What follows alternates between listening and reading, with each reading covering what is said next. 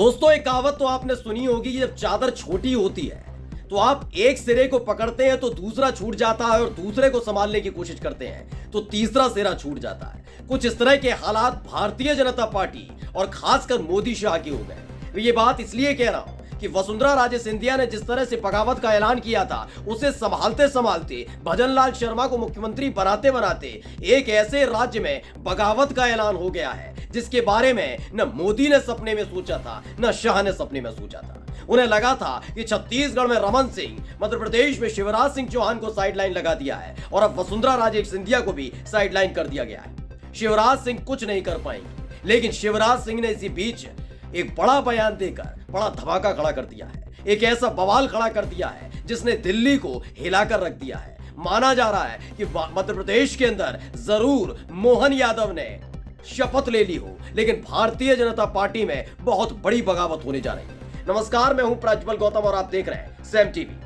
आपको याद है कि शिवराज सिंह चौहान, जिनका नाम सबसे आगे चल रहा था, लग रहा था लोगों को कि चाहे कोई भी संकेत और संदेश दिया गया, लेकिन शिवराज सिंह चौहान मुख्यमंत्री बनेंगे, लोगों को लग रहा था।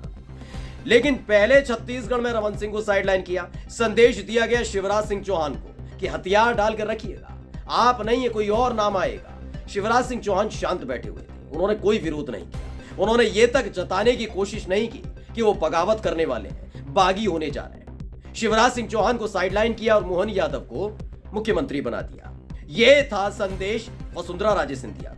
वसुंधरा राजे सिंधिया आखिरी वक्त तक बैटिंग करती रही और अब भी लगातार सैम टीवी आप तक खबर पहुंचा रहा है कि अभी भी अंदर खाने जबरदस्त डील चल रही है। यानी इन सब के बीच जो खेल चल रहा था, अब मध्य प्रदेश में एक बार फिर से बगावती तेवर दिखाए जाने लगे हैं, और ये तेवर दिखाए हैं शिवराज सिंह चौहान। कैसे, वो मैं बाद में दिखाऊंगा। पहले शिवराज सिंह चौहान का आज से 4 दिन पहले दिया गया एक बयान सुन लीजिए। वो बयान सुनने के बाद आप समझ जाएंगे कि आगे की कहानी क्या है। पहले वो बयान सुनिए। मामा ने कहा था कि मैं दिल्ली नहीं जाऊंगा, मामा दिल्ली नहीं जाएंगे। मैंने उस दिन, जब आपको ध्यान होगा, जो संदर्भ था वो ये था कि बाकी दिल्ली में है, आप दिल्ली जाएंगे क्या।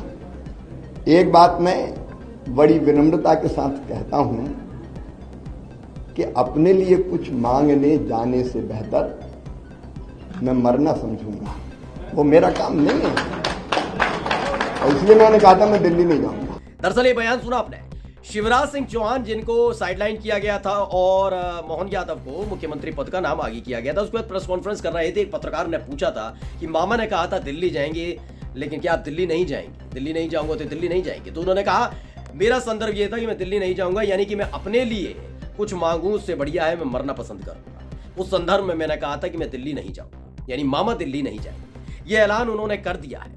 दरअसल क्या है कि शिवराज सिंह चौहान को साइडलाइन करने के लिए, यानी राजनीतिक रूप से सियासी वनवास पर भेजने के लिए, क्योंकि इससे पहले आप देखिए रमन सिंह को स्पीकर बना दिया गया है, यानी मुख्यमंत्री से स्पीकर बना दिए गए, सदन के स्पीकर, उनको भी साइडलाइन किया गया है। लेकिन शिवराज सिंह चौहान के साथ सबसे बड़ा अन्याय मोदी और शाह ने किया। तब तक वो शांत रहे, लेकिन वसुंधरा राजे सिंधिया ने जिस तरीके से दिल्ली में बैठे बीजेपी के धुरंधरों के नटबोल्ट कसे, शिवराज सिंह चौहान समझ गए कि कैसे उनका सियासी पारी को खत्म करने की कोशिश की जा रही है। कई उदाहरण मैं आज आपके सामने दिखाने जा रहा हूं कि कैसे मोदी और शाह के बीच में जो जो रोड़ा बना, उसे साइडलाइन नहीं किया गया, बल्कि उसका सियासी जो करियर था पूरी तरह से बर्बाद कर दिया गया। शिवराज सिंह चौहान दिल्ली न जाने का ऐलान कर चुके हैं। अब आपने सुन ही लिया, वो दिल्ली नहीं जाएंगे। दरअसल उनके सामने ऑफर रखा गया था कि उन्हें राष्ट्रीय उपाध्यक्ष बनाया जाए या कोई बड़ा पद संगठन में दे दिया जाए, लेकिन इन सब के बीच हुआ क्या?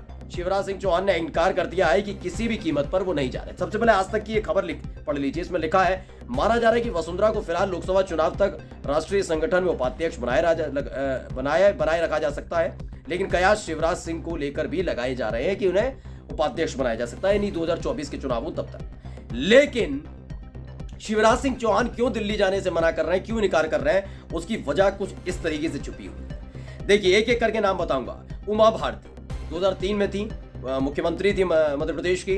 एक मामला निकल कर आया है, कर्नाटक से कोर्ट से गिरफ्तारी का वारंट आया, उसके बाद उनको सीएम पद से इस्तीफा देना पड़ा। हालत ये होगी जैसे ही मोदी और शाह का कार्यकाल आया, उमा भारती को लगातार साइडलाइन किया जाने लगा।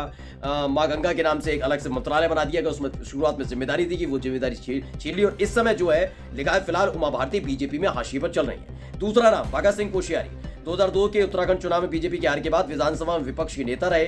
2007 से 2009 तक उत्तराखंड बीजेपी के अध्यक्ष रहे। 2008 से 2014 तक राज्यसभा सदस्य। 2014 के लोकसभा चुनाव में नैनीताल सीट से सांसद रहे। 2019 के चुनाव में बीजेपी ने उन्हें टिकट ही नहीं दिया, यानी मोदी शाह ने इन्हें भी साइडलाइन कर दिया। पहले इन्हें राज्यपाल बनाया गया और अब फिलहाल राजनीति से दूर है। महाराष्ट्र के राज्यपाल रहे लेकिन इन्हें हटा दिया गया। तीसरा नाम पड़िएगा भुवन चंद खंडूरी। उत्तराखंड के तमाम नेताओं को ऐसे साइडलाइन किया गया।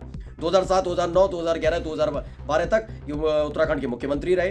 फिलहाल उत्तराखंड के सीएम पद से हटने के बाद खंडूरी लोकसभा के सदस्य तो हैं, यानी सांसद तो हैं, लेकिन भुवन चंद खंडूरी का कोई अब नाम लेने वाला सियासत में बचा नहीं। रमेश पोखरियाल निशंक ये भी मुख्यमंत्री रहे। मोदी शाह की जोड़ी ने बड़ी सलीके से इन्हें साइडलाइन किया। केंद्र मंत्री जरूर बनाए लेकिन रमेश पोखरियाल निशंक को अब साइडलाइन कर दिया है, वो केवल एक सांसद है। त्रिवेंद्र सिंह रावत याद होगा, 2007 से 2021 तक उत्तराखंड के 2017 से 2021 तक मुख्यमंत्री रहे, हटा दिए गए, फिर अलग अलग लोगों को रखा गया। तीरथ सिंह रावत लाए गए थे, लेकिन फिलहाल ये तीरथ सिंह रावत को भी कोई पूछने वाला है नहीं। तीरथ सिंह रावत की बात कर लीजिए, इनको भी हटाया गया।